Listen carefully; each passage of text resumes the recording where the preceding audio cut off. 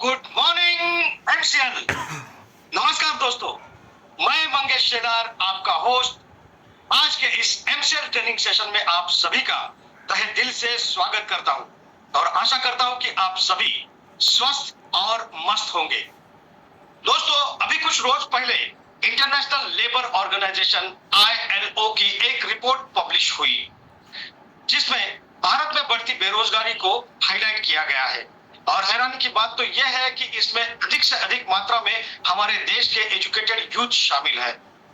जी हाँ दोस्तों, आज भी हमारे देश में लाखों युवा सालाना पढ़ लिख कर निकल पड़ते हैं नौकरी की तलाश में, लेकिन इनमें से चंद सूटेबल जॉब्स पाते हैं। दोस्तों, हमारे देश में और एक धारणा है कि रोजगार निर्माण का कार्य और इसकी जिम्मेदारी सरकार की है, जबकि हकीकत तो यह है कि no government can provide employment beyond one point, but government can create an environment for the economies to grow so that the new jobs are created. जी हाँ दोस्तों, कोई भी सरकार एक हद से ज्यादा रोजगार निर्माण कर ही नहीं सकती, लेकिन हाँ, सरकार ऐसे पोषक वातावरण का निर्माण जरूर कर सकती है जिसकी वजह से अर्थव्यवस्था को गति मिल पाए, और ऐसे पोषक वातावरण में ही छोटे बड़े व्यवसाय पनपते हैं जिससे रोजगार बढ़ते हैं।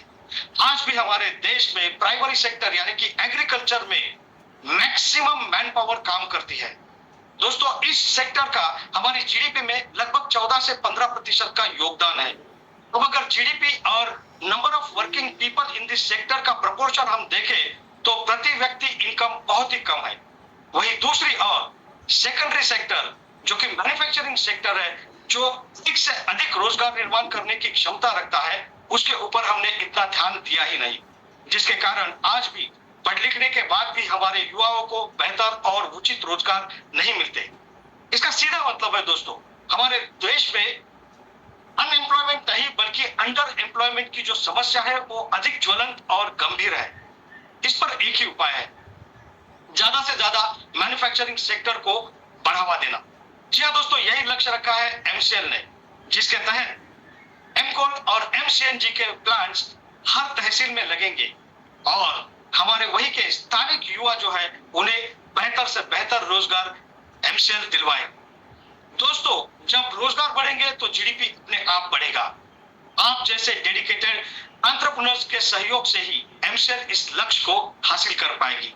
तो चलिए दोस्तों, जानते हैं इसके चैलेंजेस और सॉल्यूशंस के बारे में आज के इस सेशन से, जो है revolution to make India great again, episode 34। लेकिन इसके पहले चंद महत्वपूर्ण बातें आज के इस वेबिनार के बारे में। दोस्तों, यह वेबिनार एक टेलीविजन प्रसारण की तरह है जिसमें आप सभी मुझे देख और सुन सकते हैं, लेकिन मैं आपको देख नहीं सकता। आप सभी से यह नम्र निवेदन है कि आप अपना अपना इंटरनेट कनेक्शन चेक कर लें। अपने साथ एक पानी की बोतल, नोटपैड और पेन रखें। और एक जरूरी सूचना दोस्तों, चैट बॉक्स में जो लिंक आप लोगों के साथ शेयर की गई है, उस लिंक के ऊपर जाकर आपका फीडबैक हमारे साथ शेयर करना ना भूलिएगा। तो चलिए आगे बढ़ते हैं एमसीएल प्रोजेक्ट्स वीडियो के साथ।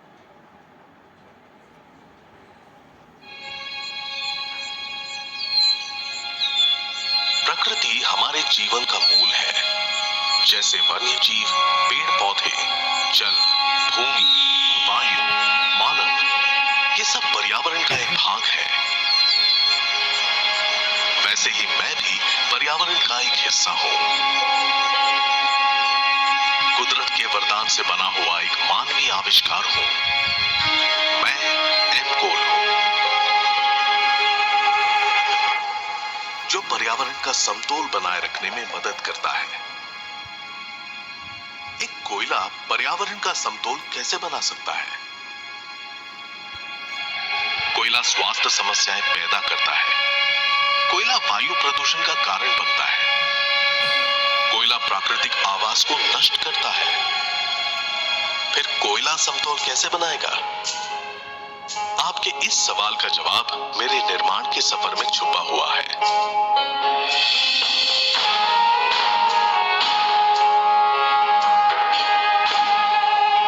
यह सफर ऊर्जा में संपूर्णता का है, किसानों में सशक्तिकरण का है, गांव में रोजगार निर्मित का है, देश की आर्थिक उन्नति का है। यह सफर पर्यावरण की रक्षा का है। से शुरू होता है। नेपियर घास मेरे उत्पादन का सबसे महत्वपूर्ण हिस्सा है। ये फसल उगाने में ज्यादा मेहनत नहीं लगती और इसकी फसल मिट्टी को सशक्त बनाती है। फसल पूरी तरह से तैयार होने के बाद उसे नैसर्गिक तरीके से सुखाया जाता है।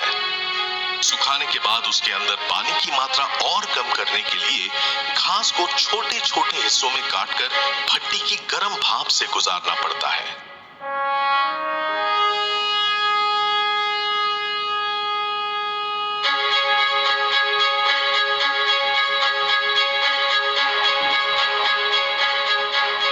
भट्टी में किसी भी तरह के ईंधन और लकड़ी का इस्तेमाल नहीं होता। उसमें मेरे ही अंश जलाए जाते हैं, जिससे कोई प्रदूषण नहीं होता। नेपियर घास भट्टी में अच्छी तरह से सूखने के बाद आखिरी पड़ाव में मुझे वो रूप मिलता है जो मुझे प्रकृति की रक्षा करने की क्षमता देता है।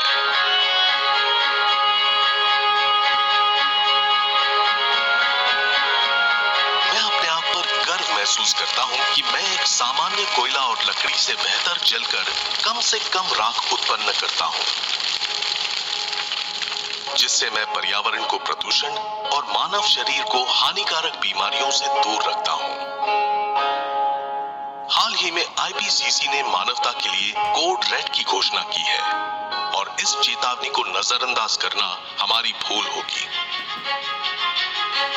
प्रकृति की सुरक्षा और संरक्षण का साथ देना हमारी जिम्मेदारी है और इसी के लिए मेरा जन्म हुआ है। चलिए अपनी आने वाली पीढ़ी के लिए कुछ बेहतर करते हैं। एमकोल का इस्तेमाल करके उन्नति की ओर एक कदम बढ़ाते हैं।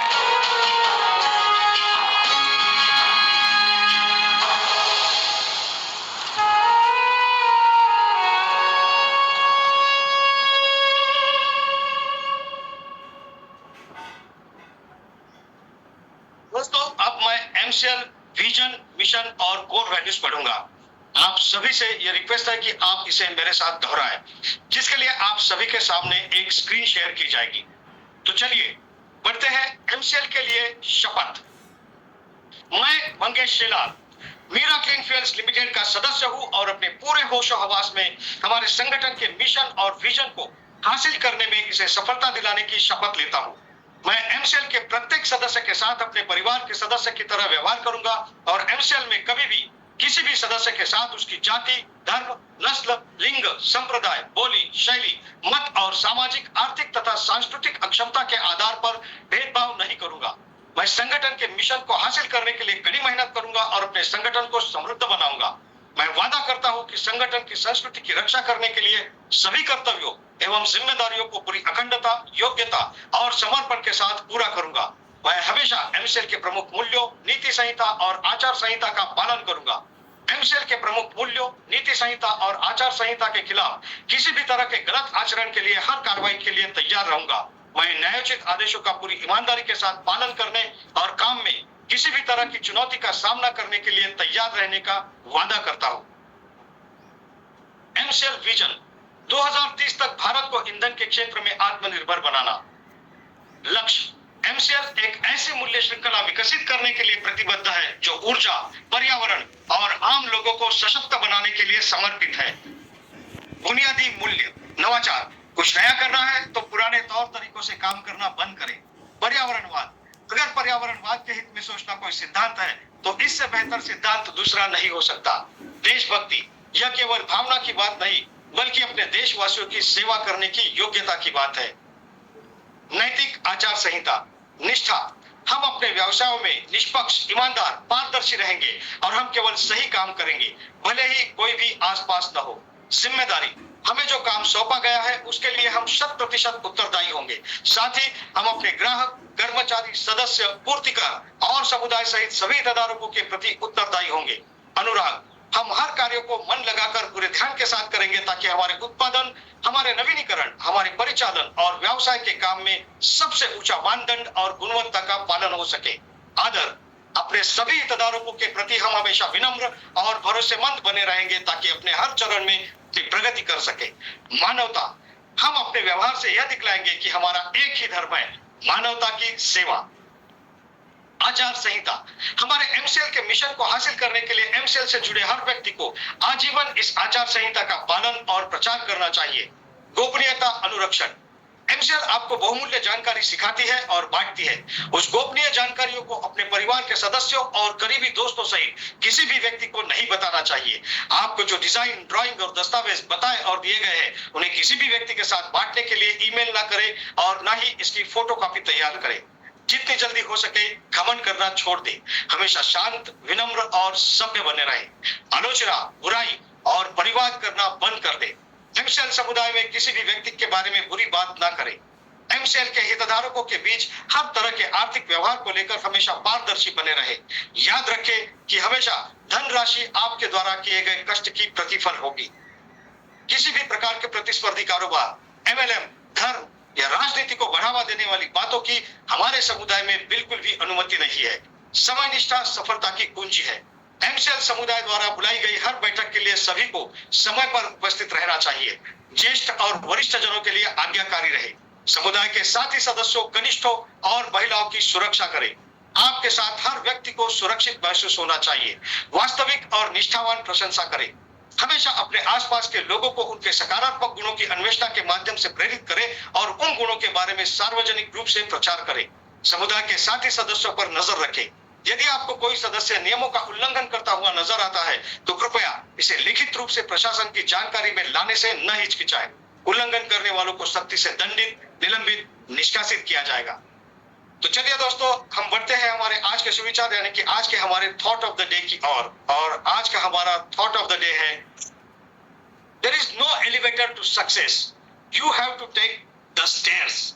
जी हाँ दोस्तों, सफलता पाने के लिए सीढ़ियों से ही चढ़कर जाना पड़ता है। वहां पर कोई भी लिफ्ट की सुविधा नहीं होती। दोस्तों, अक्सर जब हम किसी भी व्यक्ति को सफल हुआ देखते हैं तो हम बस ये सोचते हैं कि कितनी आसानी से वो इंसान उस मुकाम तक पहुंच गया, लेकिन जो हमें दिखता है वो उसका विजय का अंतिम क्षण होता है। हम उसके पीछे की उसकी मेहनत और उसके पीछे की उसका संघर्ष, उसका कभी अनुमान ही लगा नहीं सकते। बस ऐसे ही कुछ बात है हमारे आज के आने वाले अगले स्पीकर की। दोस्तों, इनका एक भी दिन ऐसा नहीं बीता जब इन्होंने संघर्ष ना किया हो और ना ही इतनी आसानी से वो इस सफलता की सीढ़ियों पर चढ़कर इस मुकाम तक पहुंच पाए। तो दोस्तों चलिए, let's welcome decisive, supportive and dedicated entrepreneur, executive director of MCL, Miss Prachi Thole। Thank you Mangesh sir. नमस्कार, एमसीएल परिवार में एक बार फिर से मैं आप सबका स्वागत करती हूँ और चलिए हम बढ़ते हैं आज के वेबिनार सेशन की ओर। हमें अभी पता है कि गर्मियों का मौसम शुरू हुआ है और तापमान बढ़ रहा है, लेकिन इंटरनेशनल क्लाइमेट काउंसिल के हिसाब से लास्ट के जो 3 महीने हैं वो अभी तक के हिस्ट्री के रिकॉर्ड के हिसाब से सबसे ज्यादा पृथ्वी का टेम्परेचर होने के कुछ महीने हैं। यही नहीं, अभी आगे आने वाला 1 साल, ये आज से 20 साल में इतना टेम्परेचर नहीं बढ़ा होगा, वो टेम्परेचर हमारे पृथ्वी का बढ़ने वाला है। ऐसे सिचुएशन में ग्लोबल वार्मिंग की वजह से कहीं पे बहुत ज्यादा बारिश होगी और कहीं पे बहुत ज्यादा धूप गिरेगी।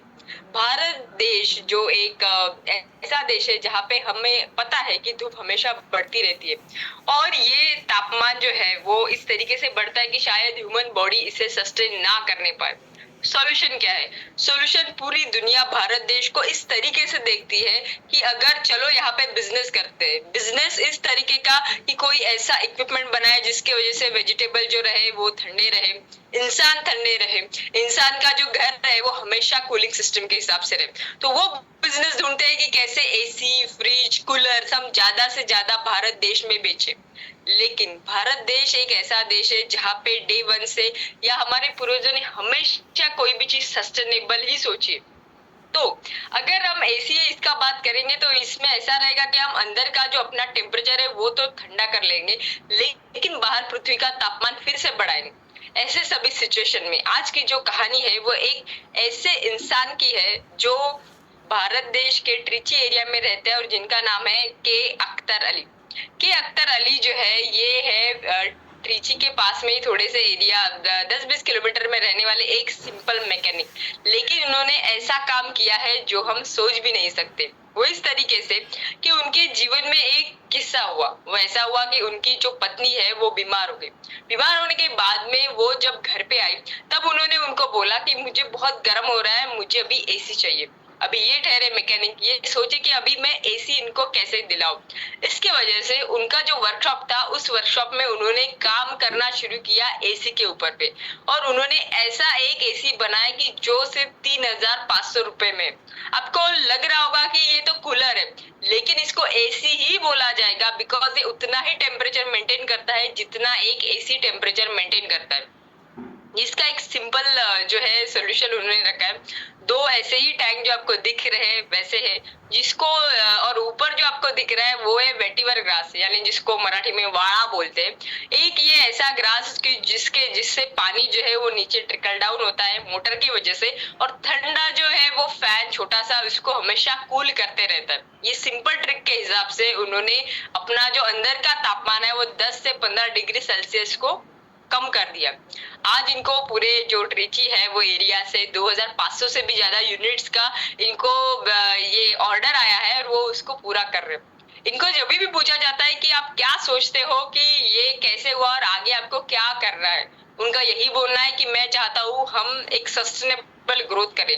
और जब हम सस्टेनेबल ग्रोथ की बात करते हैं तो नंबर 1 इंपॉर्टेंट चीज जो होती है वो है डिसिप्लिन। हमें अपने सब चीजों में, सब कामों में एक डिसिप्लिन लाना बहुत इंपॉर्टेंट है। ये कहानी हमें ये बताती है कि भारत देश के हर एक पर्सन के जीन्स में ही वो है कि अगर वो चाहे तो इनोवेशन, क्रिएशन और रिगार्ड ये सभी चीजों का बेस करके वो एक नया इतिहास तैयार कर सकते। तो चलिए अभी बुलाते हैं ऐसे इंसान को कि जिनको पता है हमें सस्टेनेबल ग्रोथ पे ही जाना है और जिन्हें हम father of sustainable industry in India कह सकते हैं। ऐसे हमारे एमसीएल के MD and CEO doctor Shyam Golak sir. Thank you.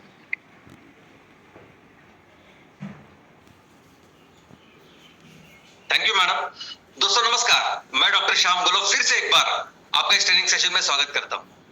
मैं आशा करता हूं कि आप सभी लोग स्वस्थ हैं और आप अपने साथ अपने परिवार का, यानी घर का परिवार और एमसीएल परिवार दोनों का ख्याल रख रहे हैं। मैं ये भी उम्मीद करता हूं कि आप सभी लोग 1 घंटा बहुत अच्छी एक्सरसाइज कर रहे हो, अपने हार्ट, अपने लंग को मजबूत कर रहे हो और अपनी इम्यूनिटी को बढ़ा रहे हो। तो चलिए शुरुआत करते हैं आज के इस सेशन के साथ। सबसे पहले आप सभी को नए वित्तीय वर्ष की, नए आर्थिक वर्ष की बहुत बहुत शुभकामनाएं। दोस्तों हमारे देश में यह आर्थिक वर्ष 1 अप्रैल से शुरू होता है। 1 अप्रैल से शुरू होके वो दूसरे कैलेंडर साल के 31 मार्च तक, 31 मार्च तक रहता है। और इसलिए हमेशा हम वित्तीय वर्ष को 24-25 ऐसे बुलाते हैं। पूरी दुनिया में अलग अलग पद्धति है इस वित्तीय वर्ष के। कई जगह पे ये वित्तीय वर्ष 1 जनवरी से शुरू होता है, कई जगह 1 जून से शुरू होता है और उनके पीछे अपनी अपनी कहानियां भी है, अपने अपने कारण भी है। लेकिन दुनिया में सबसे ज्यादा जिस वित्तीय वर्ष का इस्तेमाल होता है वो ये है कि जो 1 अप्रैल से शुरू होता है। और क्या होता है ये वित्तीय वर्ष? तो दोस्तों ये वो वर्ष है जो एक्चुअली सिर्फ वित्त के लिए, सिर्फ आर्थिक विकास के लिए जो डेडिकेट करते हैं। जैसे हमारा एकेडमिक होता है, स्कूल का एक वर्ष होता है, हम स्कूल, कॉलेज या हम जो डिग्री करते हैं उसमें एक वर्ष होता है और उस वर्ष में वो एक ऑब्जेक्टिव होता है कि हमें उस वर्ष में ये विषय है और उसके बाद में पढ़ना है और उसमें बेहतर करना है। वैसे ही वित्तीय वर्ष में क्या होता है कि इस वित्तीय वर्ष में हमें ज्यादा से ज्यादा इकोनॉमिक डेवलपमेंट करनी, ज्यादा से ज्यादा बेहतर वित्तीय या आर्थिक विकास करना है। और इसीलिए बनाया हुआ स्पेशल जो मापदंड है, जो एरिया, जो पीरियड है वो है ये वित्तीय वर्ष। और दोस्तों दुनिया में जितने भी देश हैं सभी देशों के लिए ये वित्तीय वर्ष बहुत ज्यादा इंपॉर्टेंट होता है। हर देश कोशिश करता है कि उसके देश की प्रगति हो, सर्वांगीण प्रगति, आर्थिक, सामाजिक, हर तरह की प्रगति, उनका देश आगे जाए। लेकिन हर तरह की प्रगति के लिए या कोई भी सामाजिक प्रगति के लिए सबसे पहले जरूरी है आर्थिक प्रगति, आर्थिक विकास। आर्थिक विकास होने के बाद ही हम स्कूल, कॉलेज, हम इस हॉस्पिटल या सोशल इंफ्रास्ट्रक्चर तैयार कर सकते हैं। तो इसलिए हर देश कोशिश करता है कि उनके वित्तीय वर्ष में वो ज्यादा से ज्यादा तरक्की करें। हर देश के लिए ये वित्तीय वर्ष बहुत ज्यादा इंपॉर्टेंट होता है उसके लिए कई ज्यादा वो प्लानिंग करते हैं, कई ज्यादा उसकी पॉलिसीज करते हैं और देखते हैं कि किस तरह से इस वित्तीय वर्ष में ज्यादा से ज्यादा अच्छी तरह से वो परफॉर्म करें, किस तरह से ज्यादा अच्छी तरह अपने देश को इस वित्तीय या आर्थिक विकास की ओर लेके जाए। ये तो देश की बात है, लेकिन कुछ ऑर्गेनाइजेशन, संस्थाएं जो बनती है सिर्फ और सिर्फ प्रॉफिट के लिए, सिर्फ और सिर्फ आर्थिक विकास के लिए, पैसे कमाने के लिए, और वो संस्थाएं कौन सी है? वो संस्था है बिजनेस संस्था, वो है कंपनियां। कंपनी का बिजनेस का डेफिनेशन ही है कि वस्तु और सेवा का निर्माण करना और उसे बेचना, ग्राहकों की जरूरत पूरी करना, उसको बेचना और पैसे कमाना। तो जो संस्था पैसे कमाने के लिए बनी है तो उसके लिए तो सबसे महत्वपूर्ण होता है ये वित्तीय वर्ष, क्योंकि इस वित्तीय वर्ष में उन्हें परफॉर्म करना होता है और अपने कंपनी को और बेहतर करना होता है। लेकिन ये तो कंपनीज है, ये संस्था है कि जो प्रॉफिट के लिए काम करती है, लेकिन सभी तरह की संस्थाएं जो शायद प्रॉफिट के लिए काम नहीं करती, एनजीओ है, गवर्नमेंट संस्थाएं हैं, ये सभी के लिए वित्तीय वर्ष जरूरी होता है, क्योंकि हर संस्था के लिए लगते हैं पैसे, लगता है वित्तीय मैनेजमेंट, और उसके लिए जरूरी होता है ये वित्तीय वर्ष। तो ऑलमोस्ट हर देश में, हर संस्था के लिए ये जरूरी होता है वित्तीय वर्ष। और पूरे दुनिया की अगर हम बात करें, पूरी दुनिया में जितने भी देश है, हर देश चाहता है कि विकास में हमारा देश बेहतर प्रगति करे, आर्थिक सामाजिक विकास में सबसे अव्वल हो। और ये करने के लिए कुछ निर्देशांक है जिसे डेवलपमेंट इंडेक्स कहते हैं, और इससे पता चलता है कि कौन सा देश ज्यादा बेहतर या ज्यादा विकसित हो चुका है या हो रहा है या बेहतर काम कर रहा है। और ये करने के लिए, अपना देश अच्छी तरह से परफॉर्म करने के लिए बहुत जरूरी होता है कि वो देश अपने इस वित्तीय वर्ष के ऊपर काम करे, इस वित्तीय वर्ष में बहुत अच्छी तरह से वो परफॉर्म करे, ताकि अपने देश का जो आर्थिक विकास वो बेहतर कर सके। और इस आर्थिक विकास के साथ साथ कई सारे सामाजिक विकास शुरुआत होती है। दोस्तों, तो आर्थिक विकास किसी देश का कैसे होता है, कैसे वो देश बेहतर कर सकता है? तो उसका एक ही तरीका है रिसोर्स डेवलपमेंट। किसी भी देश या किसी भी क्षेत्र का अगर आर्थिक विकास करना है तो बहुत जरूरी है कि वो उस देश का या उस क्षेत्र का जितने भी संसाधन हैं, उस संसाधन को हम डेवलप करें।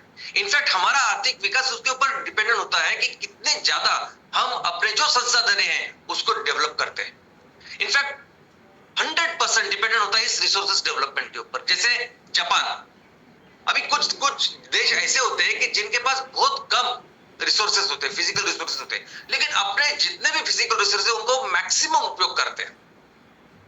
और दो तरह के रिसोर्सेज है, एक तो फिजिकल रिसोर्सेज है जो भगवान ने, कुदरत ने हमें दिए हैं, और दूसरे ह्यूमन रिसोर्स, मनुष्य। अगर मनुष्य को भी आप ज्यादा से ज्यादा बेहतर करते हो, उस रिसोर्स को बेहतर से ज्यादा डेवलप करते हैं, तो वो मनुष्य फिर ये ख्याल रखता है कि ज्यादा से ज्यादा वो फिजिकल रिसोर्सेज को डेवलप करे, और अल्टीमेटली पूरे क्षेत्र का या पूरे देश का विकास होता है। और यही एग्जांपल है जापान का। जापान में बहुत लिमिटेड ऐसे रिसोर्सेस है, नेचुरल रिसोर्सेस है, लेकिन उन्होंने इस तरह से उसको डेवलप किया है, इस तरह से उनके जो ह्यूमन रिसोर्स है उसको डेवलप किया है कि आज वो one of the most developed country ऐसा बन चुका है। और दूसरी जगह में ऐसे कुछ देश है जो अफ्रीका खंड में है, एशिया खंड में है, कि जहां बहुत सारे नेचुरल रिसोर्सेस है, लेकिन चूंकि वो ज्यादा डेवलप नहीं हुए हैं, उनकी इकोनॉमी इतनी ज्यादा डेवलप नहीं है। तो कैसे करते हैं, तो कैसे करेंगे इस रिसोर्सेस का डेवलपमेंट? इसलिए इस आर्थिक वर्ष में जो भी काम करेंगे उसके लिए बहुत डिटेल प्लानिंग की जाती है। यह आर्थिक वर्ष जो 1 अप्रैल से शुरू होकर 31 मार्च तक है, और इसमें हमें परफॉर्म करना है, इसमें हमें अच्छा काम करना है और देश को प्रगति की ओर लेके जाना है। इसकी बहुत डिटेल प्लानिंग की जाती है, जिसे हम जानते हैं बजट के नाम से, अर्थ संकल्प के नाम से। दोस्तों, ये अर्थ संकल्प जो है, बजट जो है, वो सिर्फ यहां से पैसा आया और यहां पैसा गया, सिर्फ इतना नहीं होता। इसमें डिटेल प्लानिंग होती है कि हमें अपने देश की आर्थिक प्रगति करनी है, और उस आर्थिक प्रगति के लिए कौन से ऐसे क्षेत्र हैं, कौन से वो बिजनेस एरियाज है कि जहां हमें ज्यादा फोकस करना चाहिए। हमारे देश में कौन से वो पोटेंशियल है, जिस पोटेंशियल में, जिसके ऊपर काम करके हम बहुत ज्यादा बेहतर, फास्ट बाकी के लोगों से इकोनॉमिक डेवलपमेंट कर सकते हैं, तो उसके ऊपर फोकस किया जाता है। ऐसे इंडस्ट्रीज की जहां उनको इनिशियल डेज में, इनिशियल शुरुआती के वक्त में उनको जो सपोर्ट देना होता है उस पर सपोर्ट दिया जाता है। किस तरह से हमारे देश में ज्यादा से ज्यादा उत्पादन हो वस्तु और सेवा का, जिसकी वजह से पूरे देश का देश की आय या इनकम बढ़े, इसके ऊपर काम किया जाता है। उसके लिए पॉलिसीज का निर्माण किया जाता है। इनफैक्ट ये सब होने के लिए जो सोशल इंफ्रास्ट्रक्चर भी जरूरी है, यानी ये सब काम करने के लिए अच्छे एंटरप्रेन्योर होना जरूरी है, अच्छा सोशल एनवायरनमेंट तैयार होना जरूरी है। इसलिए स्कूल कॉलेजेस का निर्माण करना या हॉस्पिटल्स या बाकी सोशल चीजों का निर्माण करना, ये सब कुछ चीजें बजट में होती है। तो बजट में ये प्लानिंग होती है कि किस तरह से इस आर्थिक वर्ष में जो हम काम करेंगे उसके लिए डिटेल प्लानिंग, उसके लिए पॉलिसीज और उसके लिए पूरे सर्वांगीण प्रगति किस तरह से देश करेगा, वो सब इस बजट में होता है।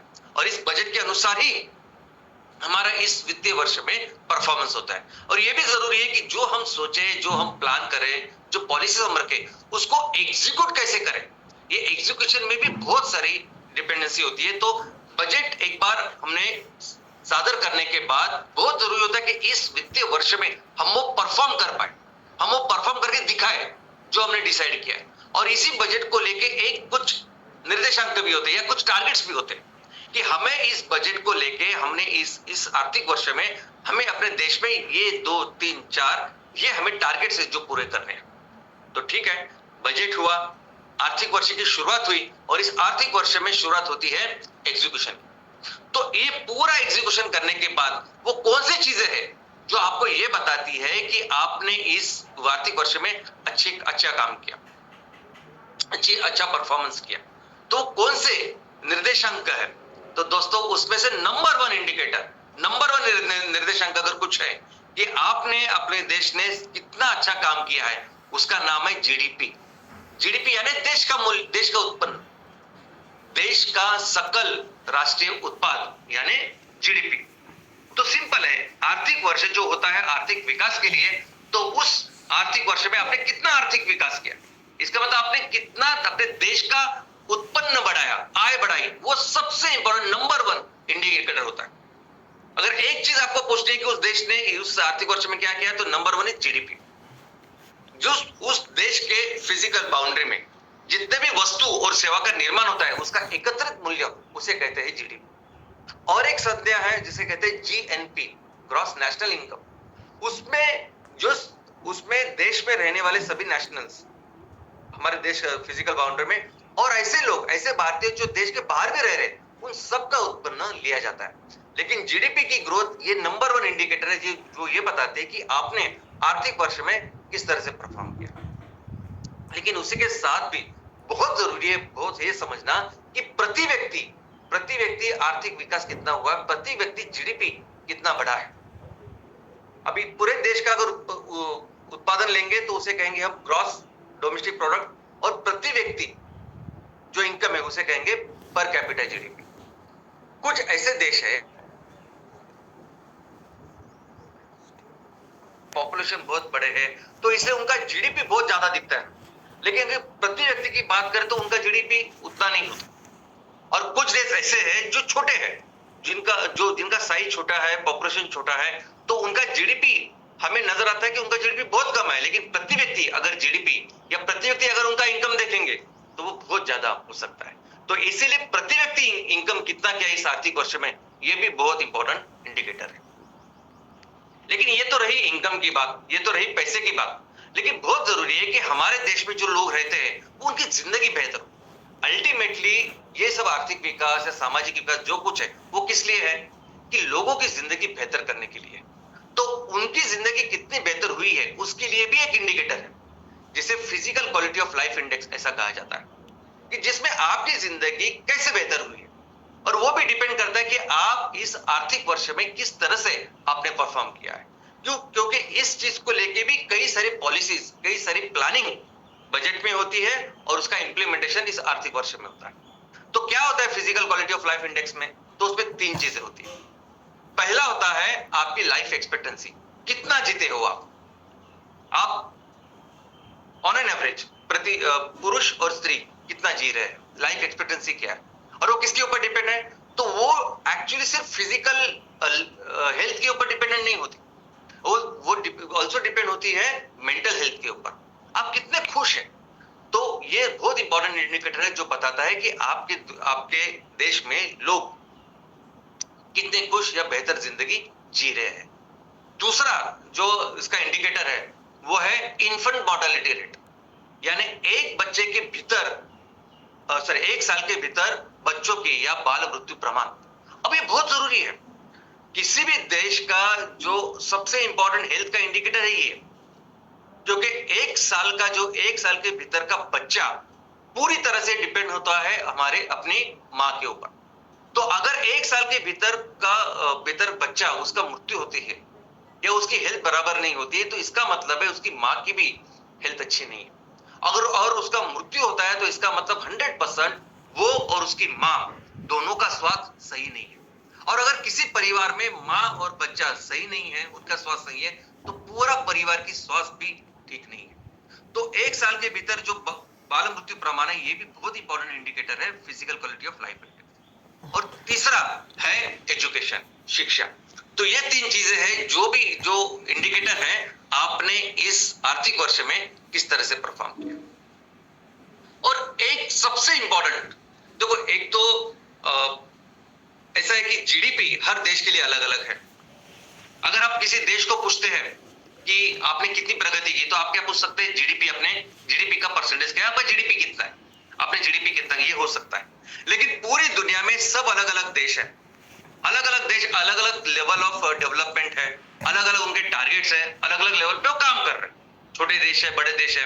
तो कौन सा देश, किसी देश ने कितनी ज्यादा प्रगति की है, कितना विकास किया, उसका एक सिंगल इंडिकेटर पूरी दुनिया में हर देश के लिए अगर कोई है तो वो है ह्यूमन डेवलपमेंट इंडेक्स।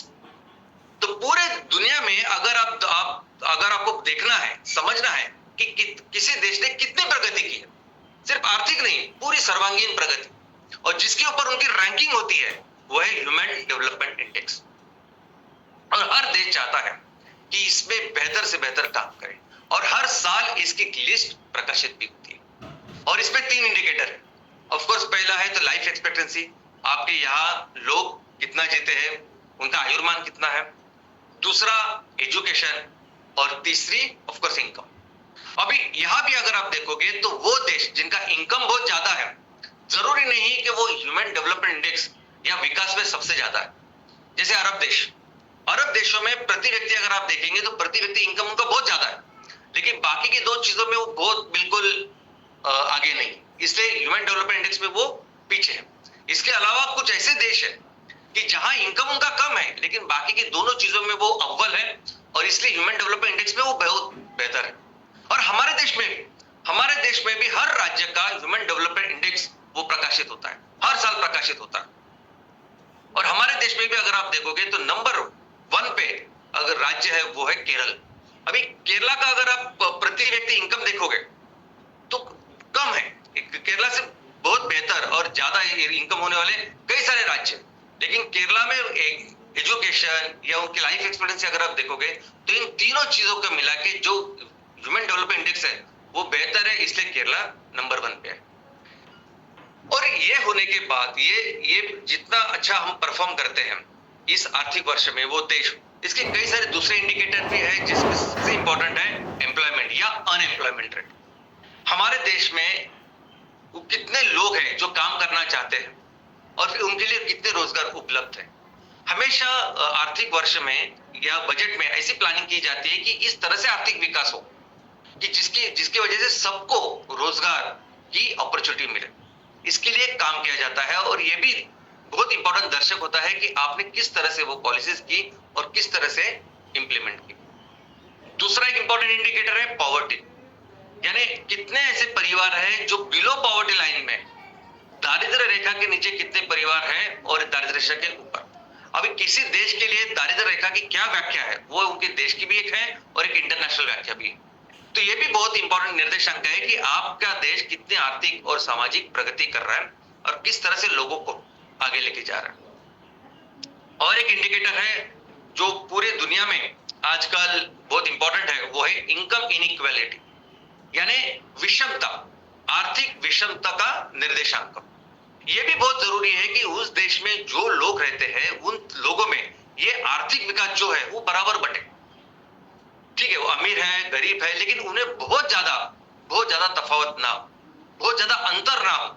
और आज जिस तरह से कॉर्पोरेट कल्चर है, जिस तरह से काम होता है, तो ये देखा गया है कि बहुत ज्यादा इनका अंतर बढ़ रहा है। और सिर्फ अपने देश में नहीं, ऑलमोस्ट सभी देशों में ये अंतर बढ़ रहा है। तो इसलिए हर देश कोशिश कर रहा है कि वो इस आर्थिक वर्ष में इस तरह से काम करे, इस तरह से पॉलिसीज बनाए कि ये अमीर और गरीब इनका जो फासला है वो कम हो जाए। इंफ्रास्ट्रक्चर डेवलपमेंट किसी भी आर्थिक विकास के लिए, किसी भी देश या क्षेत्र के लिए बहुत जरूरी है इंफ्रास्ट्रक्चर, फिजिकल इंफ्रास्ट्रक्चर, जैसे रोड्स, रेलवे, पोर्ट्स। तो इसकी भी जो प्लानिंग होती है वो बजट में होती है। और इसलिए आप देखोगे कि बजट में कितने रोड्स हम डेवलप करेंगे, रेल के लिए क्या करेंगे, ये सब चीजों का अंतर्भाव होता है। और आपने किस तरह से किया उसका एक निर्देशांक भी होता है कि आपके देश में किस तरह से आपका इंफ्रास्ट्रक्चर डेवलप हो रहा है। और सिर्फ फिजिकल इंफ्रास्ट्रक्चर नहीं, सोशल इंफ्रास्ट्रक्चर भी, स्कूल, कॉलेजेस है, हॉस्पिटल्स है, ये लोगों को बेहतर करने के लिए वो भी बहुत जरूरी है। कम्युनिकेशन का डेवलपमेंट, कम्युनिकेशन का इंफ्रास्ट्रक्चर डेवलपमेंट, मोबाइल या बाकी सब, ये सभी चीजें इस इंफ्रास्ट्रक्चर डेवलपमेंट में आती है। और वो भी बताते हैं कि आपने इस आर्थिक वर्ष में किस तरह से परफॉर्म किया है। तो दोस्तों, ये तो रहा देश के बारे में। देश इस आर्थिक और सामाजिक विकास के लिए बहुत जरूरी होता है देश के लिए ये वित्तीय वर्ष, ये आर्थिक वर्ष। और जिनका फोकस होता है इस वर्ष में ज्यादा से ज्यादा डेवलपमेंट करे, ज्यादा से ज्यादा आर्थिक विकास करे। तो सोचिए, वो संस्था है, वो जो संस्था बनती ही है सिर्फ और सिर्फ पैसे के लिए, उसके लिए कितना इंपॉर्टेंट है। तो हर बिजनेस संस्था के लिए, हर कंपनी के लिए बहुत ज्यादा इंपॉर्टेंट होता है ये वित्तीय वर्ष, हर बिजनेस के लिए। वो भी प्लानिंग करते हैं कि हमें अभी इस साल में ये काम करना है। हम जो प्रोडक्ट उनके पास है, जो वस्तु है या सेवा है, उसको लेके उनका प्रोडक्शन कितना बढ़ाना है, कौन से लेवल तक जाना है, क्या सेल्स करना है, और उसको बढ़ाने के लिए अगर कुछ फंडिंग चाहिए उसके लिए क्या करना है, या पैकेजिंग कैसे करनी है, या मार्केटिंग कैसे करनी है, एक्सपेंशन कैसे करना, वो सब इसमें होता है। ये तो हुई प्लानिंग, लेकिन बहुत इंपॉर्टेंट होता है कि आप एक्चुअली क्या कर रहे हो, एक्चुअली उस आर्थिक वर्ष में आपने क्या क्या किया। इसलिए हर बिजनेस ऑर्गेनाइजेशन के लिए, हर कंपनी के लिए बहुत ज्यादा जरूरी होता है ये वित्तीय वर्ष। इनफैक्ट ये जो वित्तीय वर्ष है ना, ये हमारे स्कूल के वर्ष जैसा ही है। स्कूल, कॉलेज, हमारी डिग्रीज, अलग अलग आर्ट, कॉमर्स, साइंस हो या इंजीनियरिंग, मेडिकल हो, क्या होता है कि हर साल को लेके उनका एक सिलेबस होता है। हर साल में अलग अलग विषय होते हैं और उस विषय को लेके वो विषय हम लोग कैसे उनको पढ़ाएंगे, उसकी पूरी डिटेल प्लानिंग होती है। उस तरह से हम करते हैं। और उसमें भी पूरा फोकस ये दिया जाता है कि किस तरह से आप उस वर्ष में उस विषय को अच्छी तरह से जान पाए, उसको समझ पाए, उसका ज्ञान ले पाए। उस तरह से किया जाता है। सेम कंपनियों का है, same.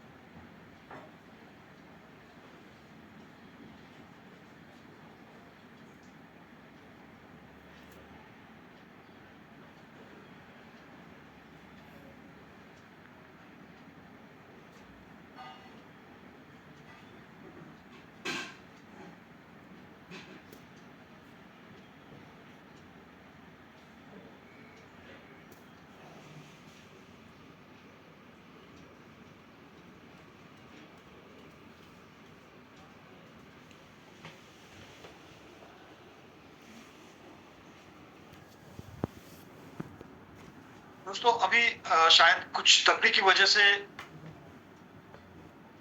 Yes. Okay, there was some issue.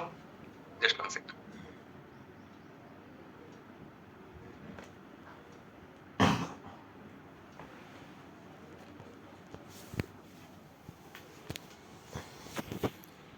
और इस क्वार्टर में, यानी हर 3 महीने में जो एग्जाम होती है, उस एग्जाम के अंक फाइनल में आपके आते हैं। और उस पर तय होता है कि फाइनल आपको कितने अंक मिले, उसमें तय होता है कि फाइनल फिर आपका रैंक कितना हुआ। सेम होता है कंपनी के बारे में, बिजनेस के बारे में। हर 3 महीने के बाद भी हमारी भी एग्जाम होती है।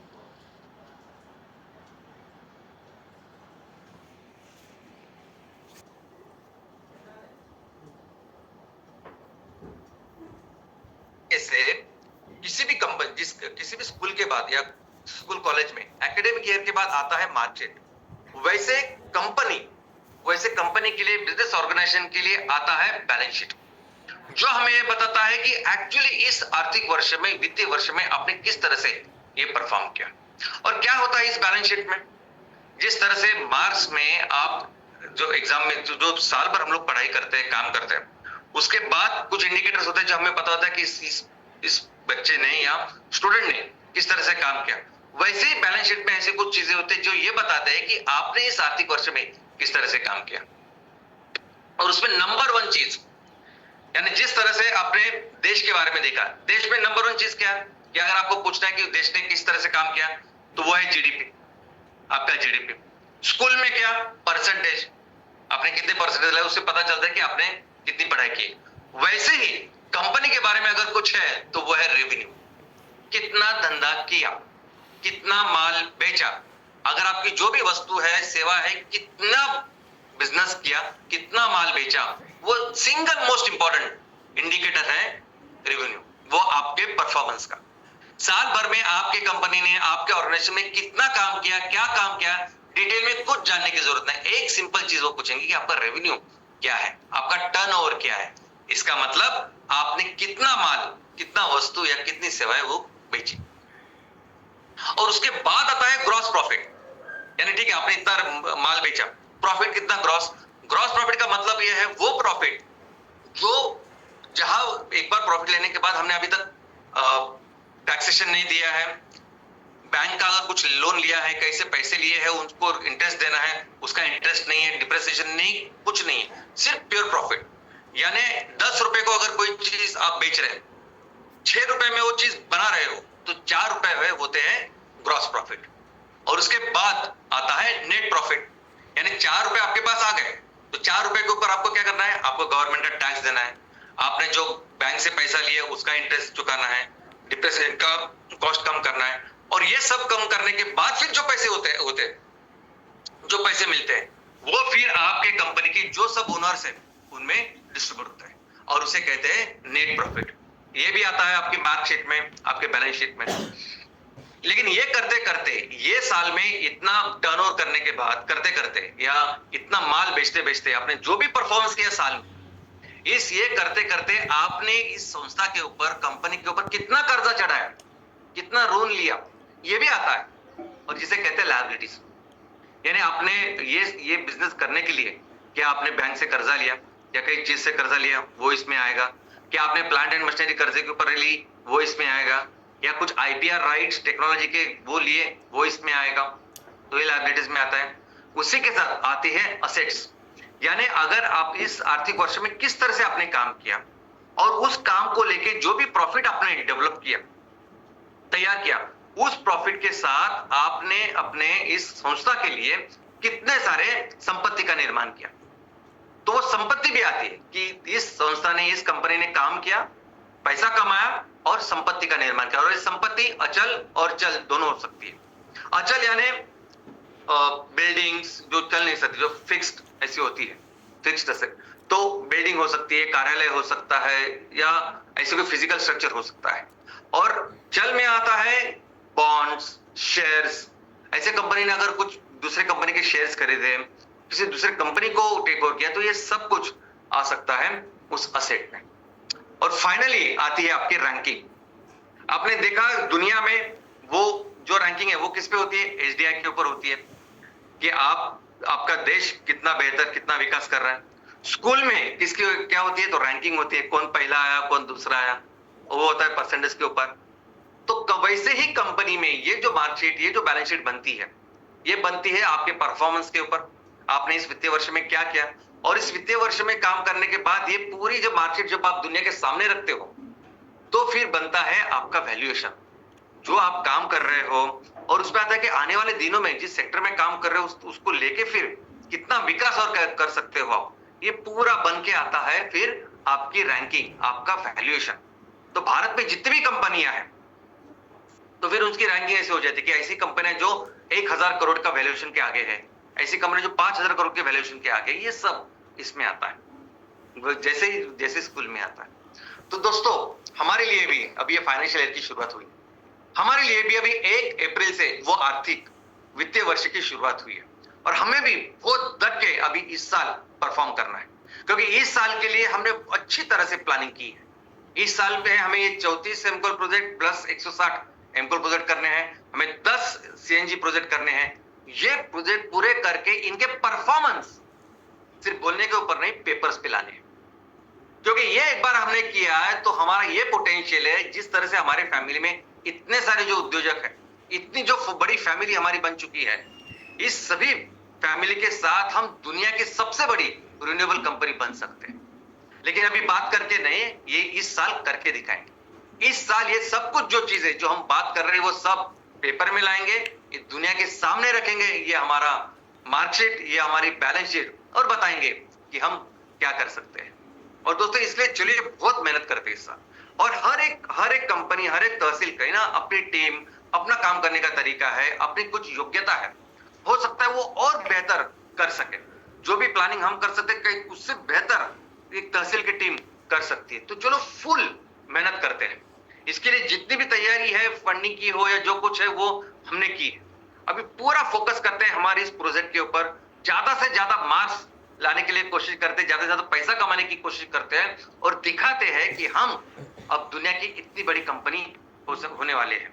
और उसी के साथ हम ये एस्टैब्लिश करेंगे इस साल कि भारत कैसे रिन्यूएबल एनर्जी में दुनिया की सबसे बड़ी इकोनॉमी होगा, कैसे भारत आने वाले दिनों में दुनिया की सबसे बड़ी इकोनॉमी होगा, और मिलकर हम अपने देश को फिर से दुनिया का सबसे महान देश बनाते हैं। जय हिंद, जय एमसीएल।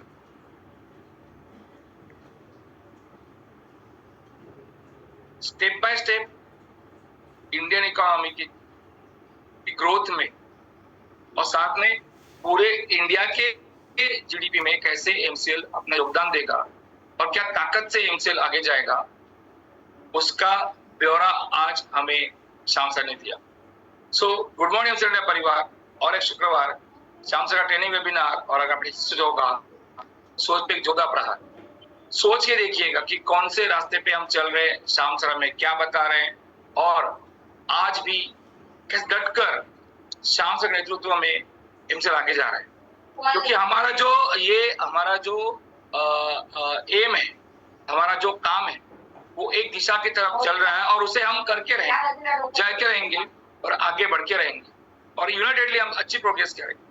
इसी के साथ इसी थॉट के साथ मैं आपको रिमाइंड करना चाहूंगा, सच में जो शाम सर का रास्ता है, जो साथ में मिलकर हम इंडिया को बड़ा बना के रहेंगे, इंडिया को वो महागुरु बना के रहेंगे। थैंक यू एमसीएल परिवार, thank you MCL stakeholders, MVPs, MPOs, MSAs for having your trust and faith in MCL. जय हिंद, जय MCL. Thank you very much doctor लवेश sir. And दोस्तों, मैं फिर एक बार आप सभी को ये याद दिलाना चाहता हूँ कि चैट बॉक्स में जो लिंक आप लोगों के साथ में शेयर की गई है, उस लिंक के ऊपर जाकर आपका फीडबैक हमारे साथ शेयर करना ना भूलिए।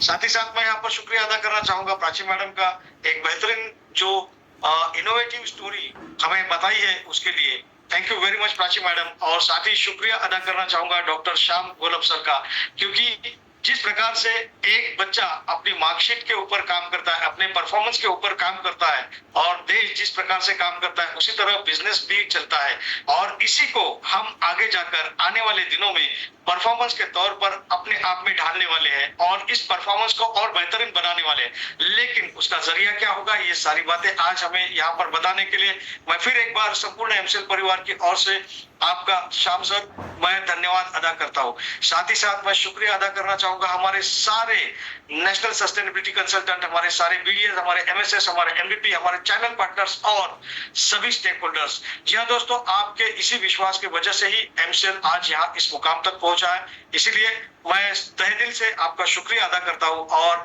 आप सभी से यह नम्र निवेदन है कि कृपया आप अपना और अपने संपूर्ण एमसीएल परिवार का सेहत का ख्याल रखिएगा। मौसम बदल रहा है, कृपया सेहत